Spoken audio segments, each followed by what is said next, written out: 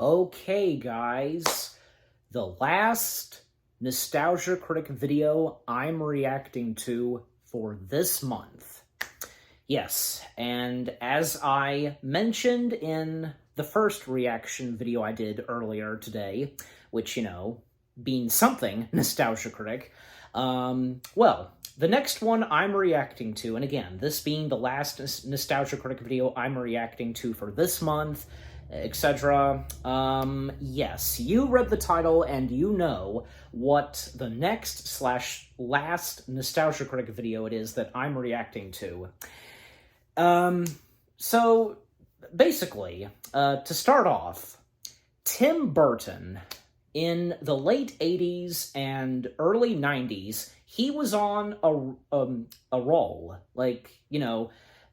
He had directed / made 3 films that came out, in 3 years, once a year, etc. Again, in the late 80s and early 90s. In 1988, Beetlejuice, 1989, Batman, and in 1990, this, Edward Scissorhands. Yes, Nostalgia Critic's review of Edward Scissorhands.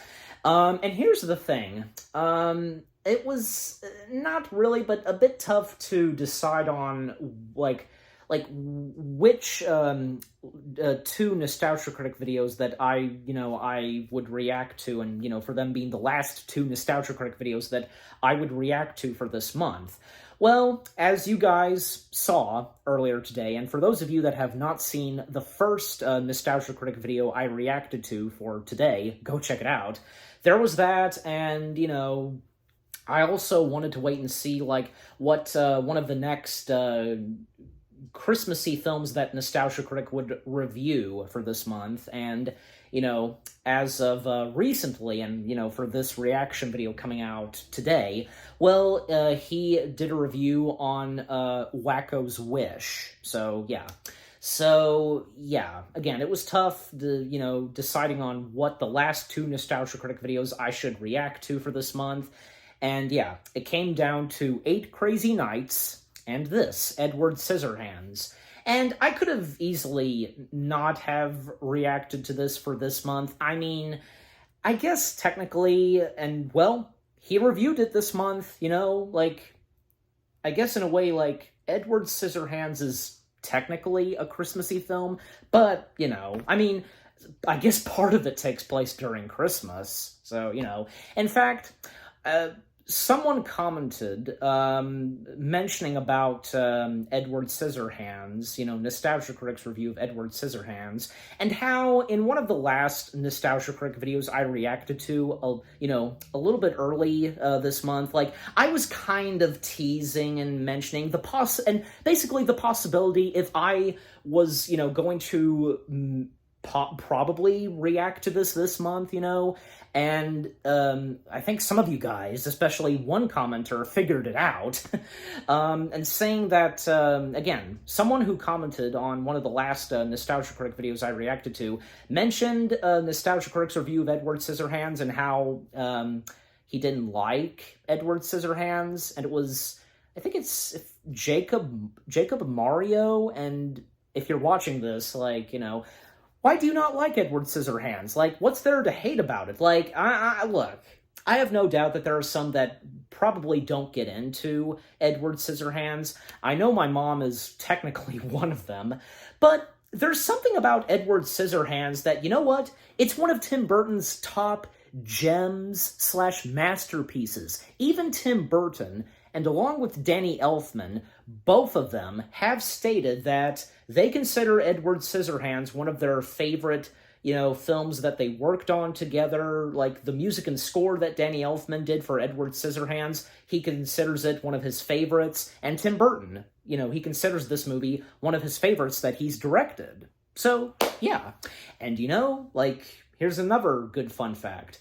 Edward Scissorhands being the debut of Tim Burton and Johnny Depp, and, also technically counting Danny Elfman, the first time that they would work together on a movie. And what would come next for Burton, Depp?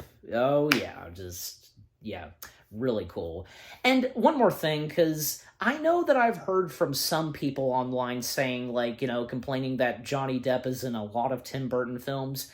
Well, there has been a couple of other, like, actors and directors that have worked together a lot. Best examples, like, the biggest best example, Robert De Niro and Martin Scorsese. They have done a buttload of movies together, and this technically counts. Harrison Ford and George Lucas. They did American Graffiti, Star Wars, and Indiana Jones.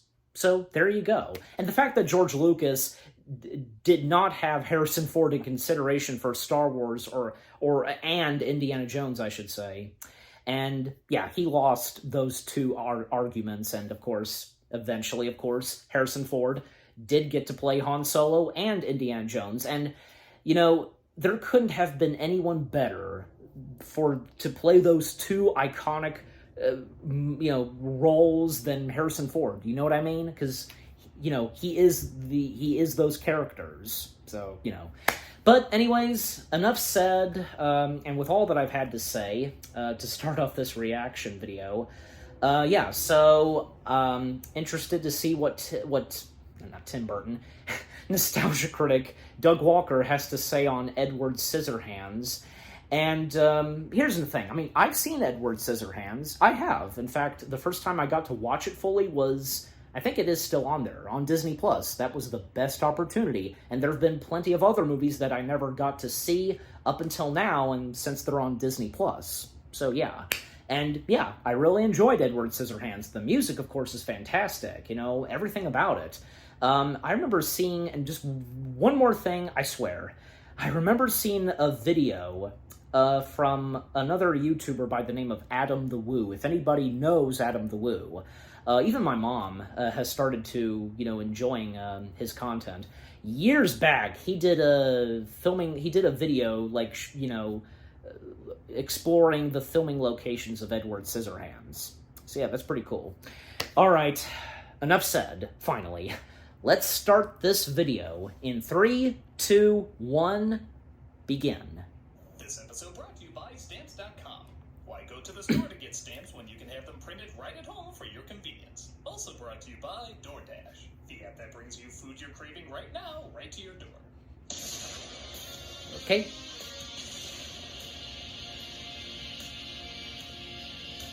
Again, like I said, like, by now, there should be, like, a Christmassy styled intro for Nostalgia Critic videos.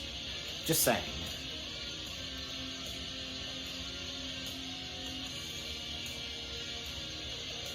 Again, because he's only done that for Halloween. Why not Christmas? On with the show. What, Grandma? Can you tell me a story? Not tonight, I'm too old. Please, Grandma? All right, I'll tell you the story of Malcolm a very that small in the strange bed. man, back when I worked at a YouTube studio. What's a YouTube studio? It's like a Hollywood studio. Granny except Tamara. everyone's even more It's true. obscure. Is that possible? YouTubers found a way. Now shut up.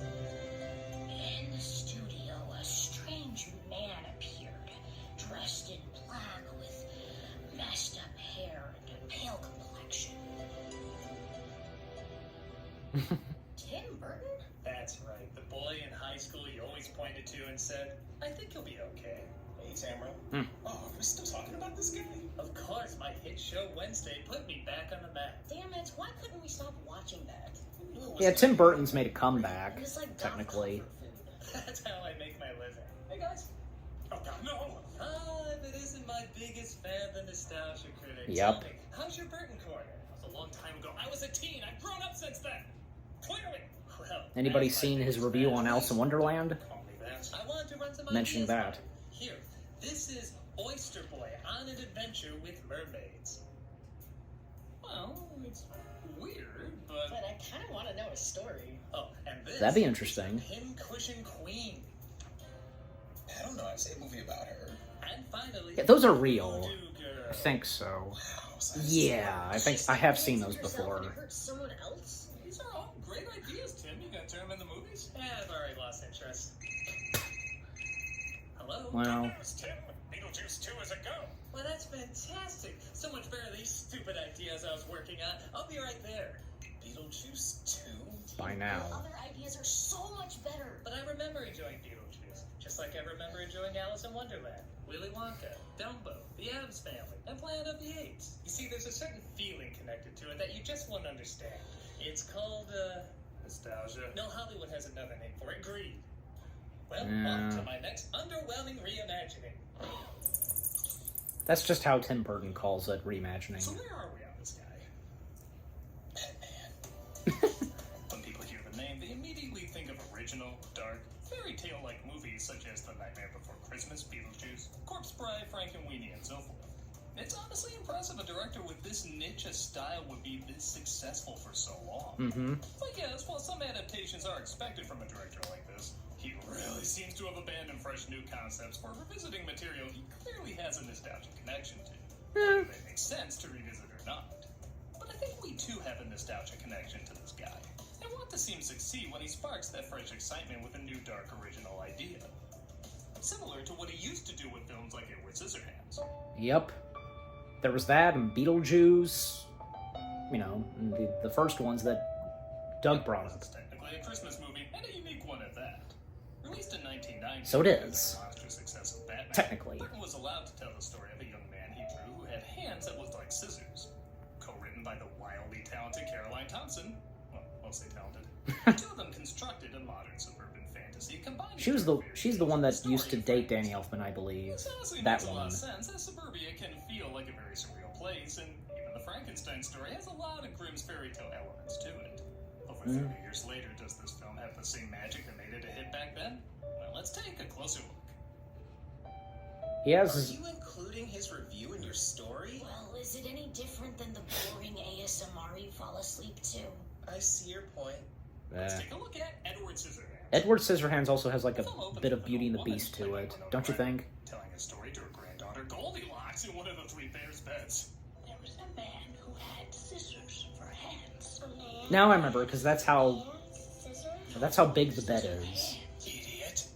Side note, 1990, that old lady makeup is pretty impressive. Okay, she looks a little bit like Mitt Romney cosplaying as Maggie Smith, but there's more character. A long time ago. What a coincidence, there was a Harry Potter YouTube poop that... He lived in a model town because it Long was story. literally a model. Yeah, you don't want to see the HBO logo or the spider from Beetlejuice at the end of the shot. Also created a Yeah. man. He didn't have a name. Of course he had a name. Idiot. Seriously, you're an idiot. He was right, the makeup is... the old woman makeup was Played by good. Diane Wiest, going from house to house selling Avon products. Come on, Peg, I never buy anything from you, you know that. I know. Bye. Bye, Helen. Like many Burton movies, the casting in this film is pretty great. Every single person has a ton of personality that you understand immediately. Diane Wiest particularly has so much heart and kindness. I like them both. Well, great. You don't actually think I have any money, do you? She plays the role as optimistically naive, but not dumb. She doesn't always make the best choices, but you know they're always coming from a good place that all of us can recognize and sympathize with. Oh, hey, you can see Bo Welch already preparing to have his version of Cat in the Hat ruined in this neighborhood. How they look a bit Don't know how I similar. always forget that's there. I'm a bit surprised the HOA lets that stand for so long. Apparently a cloud shaped like scissors is supposed to be in the sky, but I don't know. It looks like dick and balls to me. Why, isn't that exciting? This pig makes I never me noticed that the strangest cloud. home a guy who just makes cookies ever owned. She sees many beautiful hedge sculptures. The hand in the center is a nice touch. And she stumbles across Edward, played by Johnny Depp, who with those painted on sad eyebrows is another Burton actor given a permanent expression throughout his entire performance. Yeah. Where are your parents? You didn't wake up? Oh, that was the skeleton in the lobby I saw. Yes, just ignore the barbecue sauce. I think you should Well, just come home with me. he'd have to bury This role him. was kind of a godsend for Depp, who was sick of being typecast as good-looking rebels and wanted to play, for lack of a better way of putting it, some memorable oddballs, which he would end up playing for the rest of his life. But maybe it's not too big a stretch. And on your left hand, what is it? It's a 3, the number 3. A friend of mine, I sat down at his table and I said, well, let me put a 3 here. What was it 3 for? How about that? I'm sorry. No, don't. Ernest? Depp plays the part great, always satisfying a naive innocence that Caroline Thompson said she based a lot on her dog. Mm-hmm. Which I guess You were named after the dog? A guy dressed like that crawled on all fours and barked. It wouldn't surprise me. Peg drove by, and she had somebody with her in the car. Did you get a good look at it? Her. From 2.5 Men.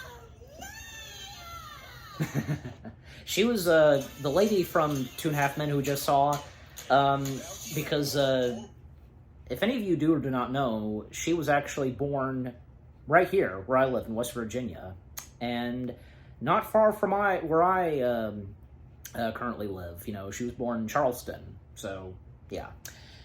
And, of course, an ad. Yeah, that was pretty funny. And, yeah, what I said about, and as Doug mentioned, you know, and how he sometimes, like, voices the characters, and, like, you know, oh, that's who the skeleton was in the lobby.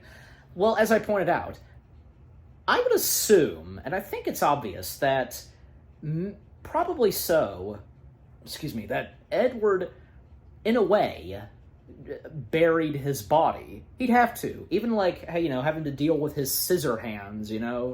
Just saying, you know?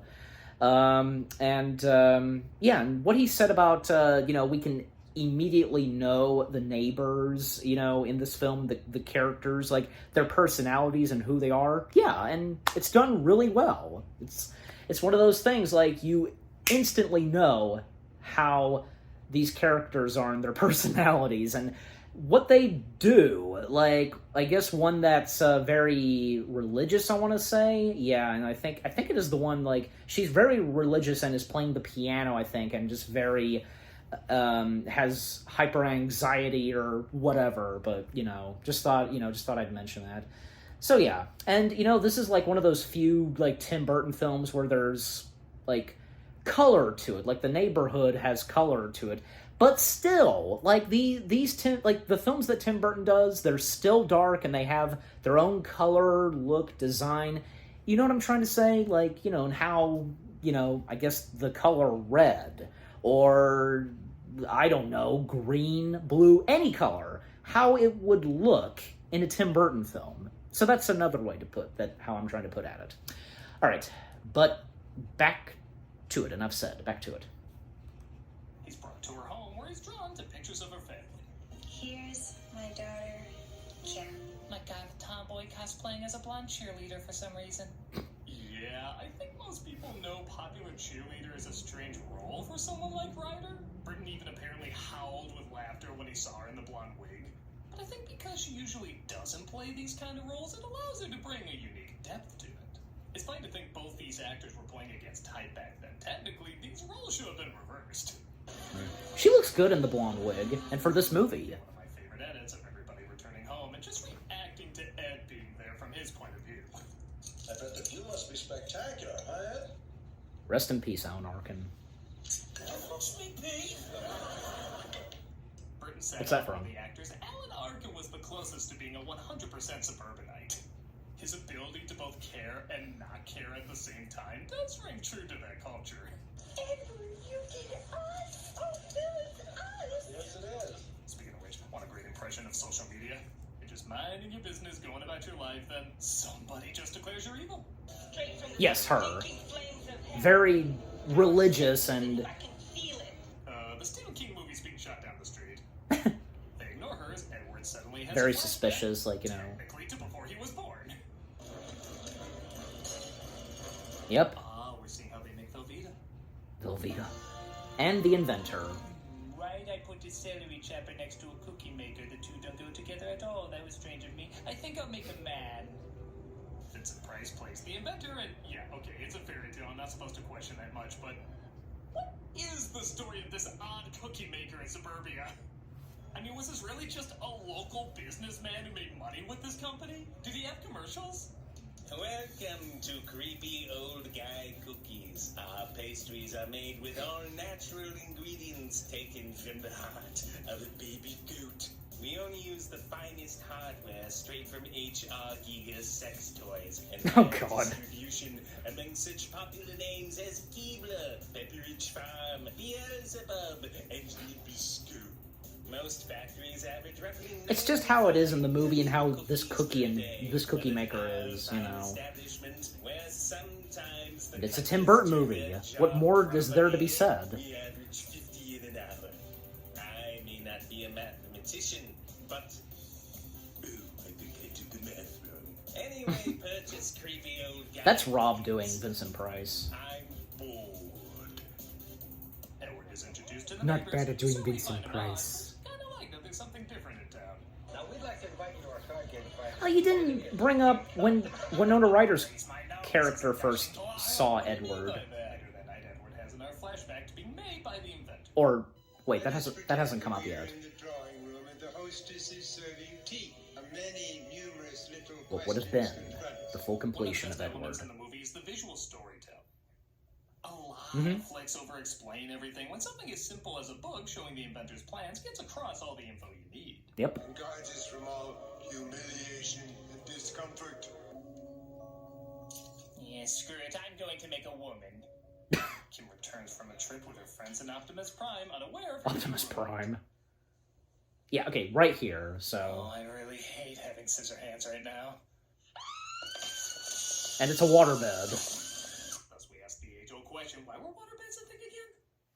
They straighten things They out just and Kim were. quickly realizes Edward has a crush on her, despite her already having a boyfriend named Jim, played by Anthony Michael Hall. Yep. Kim! Oh no. You forgot your cookies. These aren't easy to come by either. We had an old guy who used to deliver them. I wonder what happened to him. Speaking of which, Yeah. this makes for an interesting economical discussion. Good point. I understand you're not charging for your gardening, Edward. Marge made him cookies today. You can't buy the necessities of life with cookies. No, but you can make a man from cookies. What's that? I'm cookies. Yet another talent is discovered from Edward, as he can not only cut dogs' hair, but women's hair as well. It's like Edward, like one of the top best barbers, I want to say. Like, I love this point in the movie because everybody in the audience is like, when are things gonna go wrong? People always predict he's gonna give a bad haircut or accidentally nip the dog or just something's gonna go south here. yeah. It's great seeing people know something bad is gonna happen. They just want to jump to it because they don't want to get even more attached to this guy for his inevitable downfall. What did you do to your hair? Edward cut it. Isn't it wild? Huh, I didn't know he could cut hair. Maybe I was wrong about him. And Edward Mrs. Hands. with that stuff on his Things do start face. to go south in more ways than one, though, as one of the neighbors tries to seduce him. She's totally into Edward. His complete cluelessness is amazing to watch. It's like when somebody pretends to understand cryptocurrency. Cryptocurrency? Speaking of non-reactions, everyone's take after Edward says what happens is amazing. And then she showed me the back room where she took all of her clothes off. Edward, I can't tell you how thrilled I am. I'm just as pleased as punch. Their The reactions. father not even noticing, Kim looking horrified, the son trying not to laugh, and Pig's complete inability to comprehend what was just said makes for a hilarious moment you have to watch more than once to soak it all And in. perfect. Yourself a social security Right? card, establish credit, and buy yourself a car. They want to open a salon for Edward, but they can't get a loan. And coincidentally, Kim and Jim are having their own financial issues, wanting to steal from his old man so they can afford their own van. Because my father keeps the damn room locked. We need Edward to get us in. This is At least, the only scene I have an issue with in the movie. at least he was. They have Edward At come first, to he them was on the nice to highway help out and gets Edward, caught in Anthony a Michael Hall's concert character. This is what begins his downfall, and it's not a huge issue, but I kind of want something more relatable for the downfall. Yeah. I actually might have liked it more if he did accidentally nip somebody, kind of like what happens later. And everybody turns on him like they were waiting to without even knowing it. I feel like audiences can relate to Yeah. accidents more than this weird kind of forced heist plot. I don't know, the point still gotten across, it works okay. I just think this part could have been tweaked a little. Alright, cuff him. Edward is arrested but let go as Jim's father was told he didn't comprehend what he was doing. Listen, you could keep me up all night worrying about you. You watch yourself here. Dick Anthony Williams does a good job playing a very sympathetic cop, even though at times, he's not the best at what he does. All over. Going home, there's nothing more to see. Well, I de-escalated this situation. Nobody's gonna die tonight. Edward reveals, though, he did know what he was doing, and he did it for Kim. I know it was Jim's house. Well, then why'd you do it? Because you asked me to. Oh, that joke's the best spot for a commercial. Alright. That is something. That is something Muppets, right? Because Kermie. Did I hear that before, or because I know I might have heard that from I know I probably heard that from something from CinemaSins, and if I think it was a CinemaSins video that I reacted to that had that. Hello, Doug. Okay, and sponsor time from Doug. So, all right. Just Doug, like, and every time, like, always doing something new for these sponsors. So, and DoorDash, that is. You know, it's also kind of irritating because, like, you know, if you get what I'm about to, you know, what I'm going to explain, because how, you know, the neighbors, the people in the neighborhood should have known by now, because, you know, Edward is a nice, you know, harmless person, you know, creation, whatever, however they prefer him. And, you know, what he did a couple of times, like accidentally, like, cutting someone, it was an accident, okay? They should know by now in his personality. If you get what I'm saying. Like, yeah, I just thought I'd throw that out. So, yeah, but anyways. And again, like, you know, when Edward explaining what happened in the back room, and, you know, she took her clothes off, and all of their reactions, their different reactions, as Doug explained, like, yeah, hilarious and perfect, you know, one of those things. And of course, yeah, hilarious, like, yeah, so, yeah. And again, because Edward, like, doing a fantastic job, like, cutting hair and so on, just everything, so... All right, but enough said. Let me see. Where am I supposed to... We also have content okay. 5 days a week. Hope to see you there. All right. Back to it. Pig says she still wants to do her Christmas party despite all the drama that happened. And everyone makes up excuses not to go, including the neighbor who went after him, now claiming he went after her. Threatening her with those knives of his? It's a miracle she escaped. After what happened to me, can you imagine? I saw it too. It looked like a scissor. Was his balls look like? Well, you know the handles that are attached to them? Edward starts sculpting a giant block of ice because they spent bank on this Christmas party. No, okay, you're not supposed to question it like any other fairy tale. It's a style thing. And Kim starts dancing to the spectacular Danny Elfman music. Yes. This is a... I haven't talked about much, but Elfman's music really is like half the movie. Yes. The choir sounds like what I can only describe as lost, but hauntingly hopeful. Like there's a lot to be afraid of, but there's still beauty worth singing about that pulls you through. If you take the music out of the scene, it looks really weird. Like she just sees him chopping at ice and then randomly starts spinning. There's something about that choir and anything that Danny Elfman does, and especially in a Tim Burton film, you know? She looks high. Music, you instantly see why she was sucked into the beauty of the moment. Exactly. It's a memorable moment in this movie. It is. Often said this was his favorite score, and it might be mine too. As I mentioned. But Edward accidentally cuts Kim's hand, causing Jim to throw him out. I don't love you anymore. I just want you to go. Are you serious? I'm gonna lose you to that? I'm losing to a weak, awkward loser? If I knew that, I never would have changed. It's true. Some characters he played back then, so... Classic never dies. No. The neighbors call the cops on Edward, who want him arrested and put away. Oh, this is Boggs. I'm here to see the man with the hands. Oh, well, the proctologist doesn't live here anymore. And this moment with the dog. I always like to think the dog couldn't see in this scene, so he's like, oh, thanks, mister. I couldn't see a thing. Ah, monster! Are you okay? Yes, are you okay? He makes his way back home where Kim is waiting and decides he deserves a hug. This causes him to have another flashback to the final time he ever saw his creator, about to give him human hands. This was another good and emotional moment right here. Sadly dies. I kind of like there's different ways to interpret Edward touching his cheek. I always thought he looked at the plastic inside the hands and compared it to the blood that was inside the inventor, showing he isn't and never will be human. But I've heard the theory he just wanted to wake him up, but cutting his face showing it was never going to happen. I also heard he just wanted to give one last embrace, but everything he touches, he destroys. Maybe it's one of them, maybe it's none of them, maybe it's all of them. I like moments like this, where whatever you interpret, chances are it's going to be meaningful to you in some way. Absolutely. Absolutely. Tells his friend about their breakup and wants him to drive them to her home. Forget holding her hand. Picture the damage you can do other places. That's sick. I'd still watch, though. Kim's brother Kevin starts to walk home, coming across the guy who told Edward never let anyone say he has a handicap. Have they caught him yet? Who? Him, that cripple. The puppeteer for that insult comic dog. But Edward sees the drunk driver's For me coming to and poop on. he saves him, sadly resulting in him getting cut up. We get the trailer shot used in all the commercials. To this day, I still see the promotional credits over the scene. But the cop lets him go. He's gone. Let that bother him, all right? Has anyone considered how Avon can help? Did you know most dish soaps And come an from ad. all the grease? Yeah. Yeah, speaking of Triumph, I just saw where What's-Him-Face, who puppeteers and performs Triumph, actually appeared on, like, a Conan podcast, I want to say. That's what Conan does now, so, yeah. Nice to see that he's doing all right. What's-Him-Face, who plays Triumph. Did I say trumpet? I meant Triumph.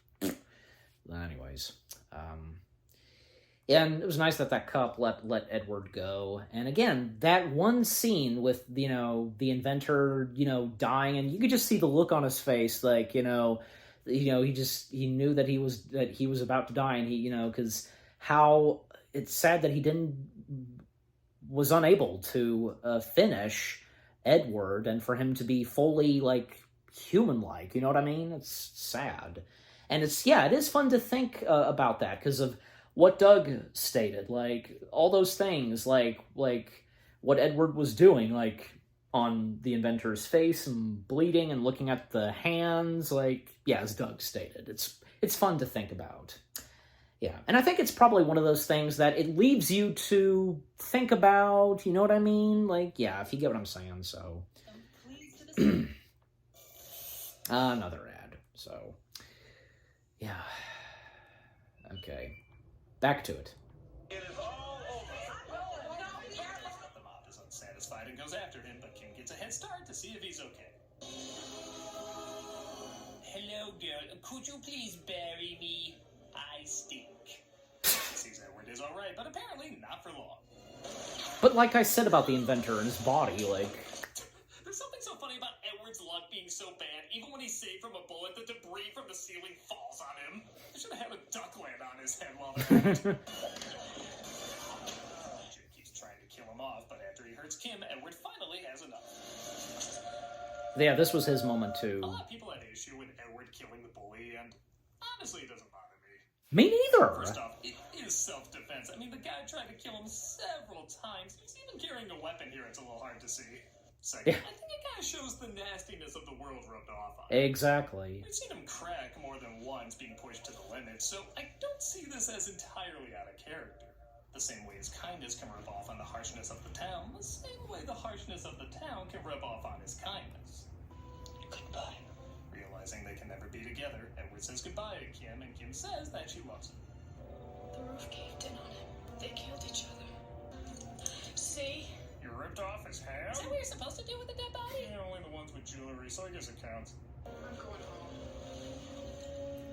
I like the one who lied about him is the last to leave.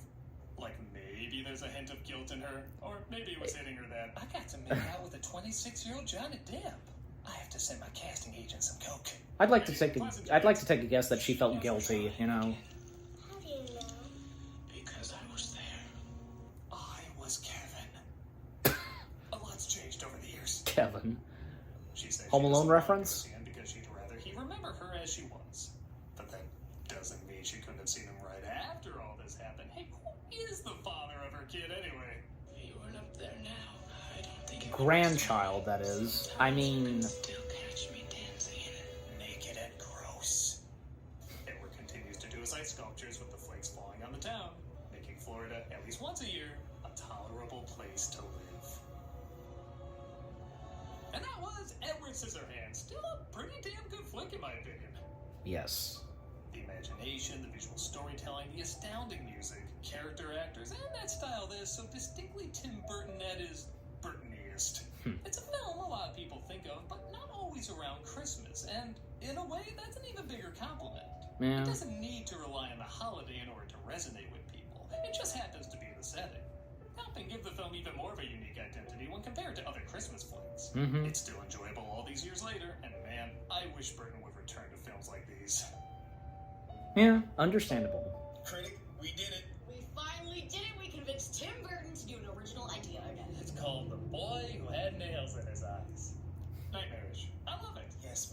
finally gonna get something new from...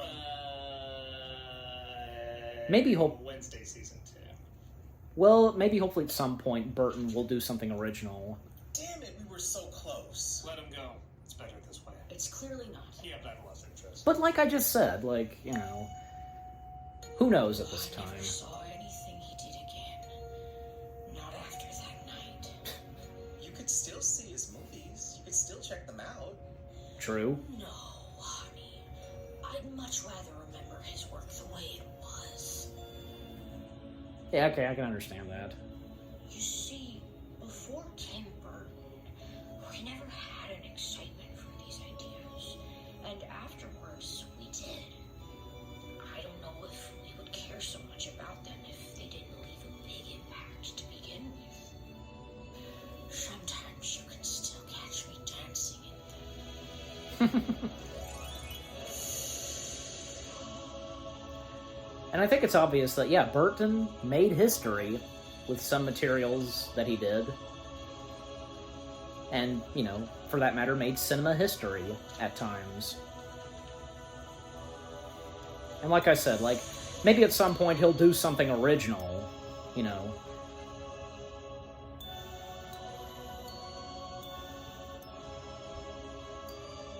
Deborah, stop that! Pick up all this Wednesday.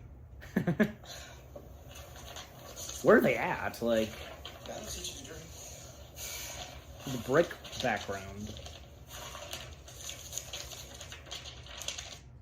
You can't buy the necessities of life with cookies. Yeah. It's cameo for charity in this All right, commercial. No, I mean charity shout out and credits. That was nice to play the audio clip of Alan Arkin and with the Channel Awesome logo. And hey, again, rest in peace, the legendary Alan Arkin. Yeah, it's a shame.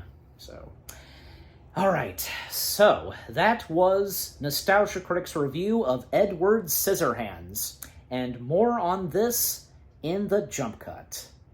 Hey guys, so that was my reaction to the Nostalgia Critic's review of Tim Burton's Edward Scissorhands. And yeah, that was a pretty good review on Edward Scissorhands from Doug Walker, aka the Nostalgia Critic. All that he had to say about this film, yeah, was pretty good and well said.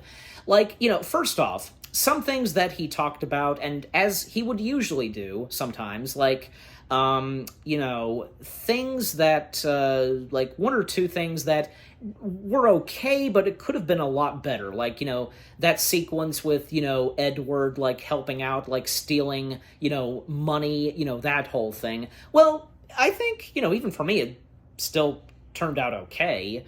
And some things, I guess, that probably weren't explained, but, you know, that's just how it is in some movies. Like, you know, Doug talking about, like, the whole thing of the cookie inventor and, like, you know, him making the cookies and if there's any sponsor or anything like that, and for him delivering, you know, first making and delivering the cookies, you know? And nobody, like, really, like, bothers, you know, and just doesn't pay attention to the now abandoned, like, cookie making castle, whatever it is, like, you know, if it does have a name to it, but, yeah. And, you know, some positive things that he said, about this movie, like, you know, with some scenes and also, like, stuff that I talked about before, you know, reacting to this that Doug brought up, like, you know, Danny Elfman's music and score in this. Like, yeah, and the fact that, you know, when it comes to Danny Elfman doing music and score for anything Tim Burton, like, sometimes there would be a choir, and the choir, like, a certain way of how the choir sings in any Tim Burton movie, like, yeah, they have their own, like, chorus and how they sing, you know what I mean? Like, it's perfect. And yeah, Doug made a good point, because without the music and, you know, that one of the most memorable scenes in the film with, you know, Edward making one of his ice sculptures and Winona Ryder's character dancing, like, it yeah, it kind of doesn't work if it doesn't have the music, but it does. Like, it gives you that feeling, and music is important to movies. And I think, yeah, George Lucas, mentioning George Lucas again, he established it pretty well, that music is the magic and dust of movie making. Yeah, I think that's how he put it. And he's true. He's very true. A lot of great composers, right next to Danny Elfman. John Williams, Hans Zimmer, James Newton Howard, the late James Horner, Jerry Goldsmith, need I go on?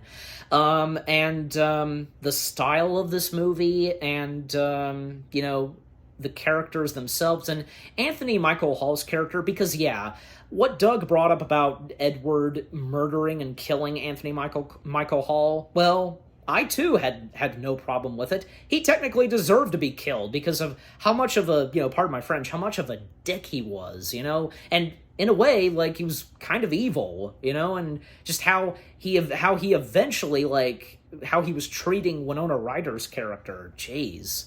So, and like I mentioned early, like, and even, you know, even Doug didn't mention this, like, I feel as though, and I think, yeah, I've seen some other people mentioning this, like, Edward Scissorhands is like its kind of own Beauty and the Beast thing. You know what I mean? Like, you know, you have the Beauty and the Beast, but there's also, in this, like, there's technically the Gaston, and that being Anthony Michael Hall, his character. And still, like I mentioned, like, it's hard to believe that the people in the neighborhood, they were appreciating and liking Edward, but then they just flat out turn against Edward. Again, they would have by now known his personality and that he really wasn't a monster, you know? Like, jeez. And that being in some movies, unfortunately, like, you just can't stand those, like, group of people, like, in those movies, you know what I mean? It's, you know, and they're frightened by what they don't understand. Like, that's another thing. So, and, you know, what Doug mentioned about the one scene with the inventor and him dying, sadly. And, you know, as mentioned, like, you know, because getting, like, the backstory of, like, Edward being made, and, you know, he would have been a human being, technically, you know, fully human, because with human body parts, and especially when it came to the hands, how he was this close to getting hands, like, oh, you know, that's really sad. And, you know, again, because the whole thing of the inventor, you know, after he died, and again, I would assume that Edward somehow buried his body. He'd have to, you know, I'm just saying. But, yeah, also, like, like, one more thing, like, the segments in Nostalgia Critic's review of Edward Scissorhands, like, as of now, sometimes there would be segments in Nostalgia Critic videos. Like, yeah, they were obviously doing a parody of Edward Scissorhands, like, you know, old lady Tamra, I should say, like Granny Tamra, as I pointed out early on. That was pretty funny. And Doug playing Tim Burton, as, you know, he played Tim Burton before, and as it was mentioned, and it was, yeah, it's in the video, and as I pointed out, like, in Nostalgia Critic's review of Tim Burton's Alice in Wonderland, because, you know, there was old home video of Doug showing off his room, and it was all Tim Burton themed and so on. And, you know, if anybody remembers Nostalgia Critic's review of Alice in Wonderland, and with that, and as in this, his review of Edward Scissorhands, it's mentioned, a callback to, you know, when Nostalgia Critic reviewed another movie of Tim Burton's, which being Alice in Wonderland. So, yeah, there's that. But yeah, overall, Nostalgia Critic's review of Edward Scissorhands was a pretty good review, and yeah, because Doug saying this too, that, you know, kind of, technically, Edward Scissorhands being a Christmassy film. Kind of. Not really, but in some way, you know, and how there's a little bit of Christmas in it, and we do have snow, but that's about it. And even, like, when the inventor was going to give Edward his hands, he did mention that, I know it's a bit early, early for Christmas, as the inventor says. But yeah, again, overall, Nostalgia Critic's review of Edward Scissorhands was really good. A nice, well-done review on Edward Scissorhands. Good job, Doug. And what about you guys? What did you think of the video itself of Nostalgia Critic's review of Edward Scissorhands? Like, do you enjoy Edward Scissorhands? And what did you think on what Doug, as the Nostalgia Critic, had to say on Edward Scissorhands? And what did you think of my reaction? Leave comments and give this reaction video a like, as always. So, with all that being said, thank you very much for watching. I hope you guys enjoyed my reaction to the Nostalgia Critic's review of Edward Scissorhands. More reaction videos are on the way. They're going to be awesome. Keep looking forward, and I'll see you guys in the next video/reaction. And as I said, this being the last Nostalgia Critic video I'm reacting to for this month. Stay tuned next month for the next batch of Nostalgia Critic videos I'm gonna be reacting to. Take care, peace out, and happy holidays/Merry Christmas to you all.